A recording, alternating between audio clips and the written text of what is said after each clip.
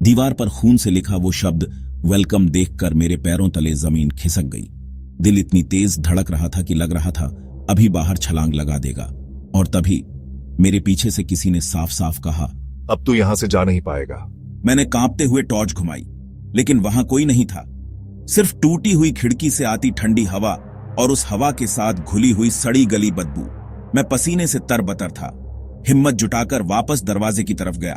कई बार जोर से धक्का मारा, लेकिन वो खुला ही नहीं, मानो किसी ने दूसरी तरफ से कसकर पकड़ रखा हो। अचानक कमरे का माहौल बदलने लगा। दीवारों पर बने दरारों से टप टप करके पानी टपकने लगा, पर वो पानी नहीं था, वो लाल रंग का था। धीरे धीरे पूरा फर्श लाल धब्बों से भरने लगा। मैं घबराकर पीछे हटा और सीढ़ियों की ओर दौड़ा, लेकिन जैसे ही नीचे जाने लगा, नीचे से किसी के चिल्लाने की आवाज आई, मत आना, नीचे मौत है। मैं जमकर खड़ा रह गया, गला सूख गया। यह आवाज किसी औरत की थी, लेकिन वो दर्द में डूबी हुई थी, मानो कोई तड़पते हुए मुझे चेतावनी दे रहा हो। मैं वहीं सीढ़ियों पर खड़ा रहा। तभी अचानक डायरी मेरे हाथ से फिसलकर जमीन पर गिर गई। उसके पन्ने अपने आप पलटने लगे और एक पन्ने पर आकर रुक गए।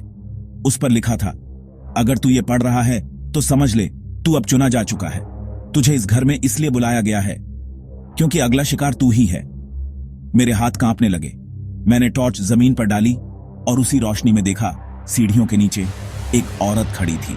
उसके बाल बिखरे हुए, चेहरा आधा सड़ा हुआ और आंखें बिल्कुल लाल। वो धीरे धीरे मुस्कुराई और उसी आवाज में बोली, तेरा इंतजार बहुत दिनों से था।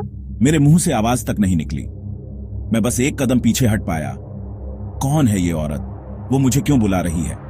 और डायरी में लिखा अगला शिकार सच में मैं ही हूं क्या? जानने के लिए देखिए पार्ट 4।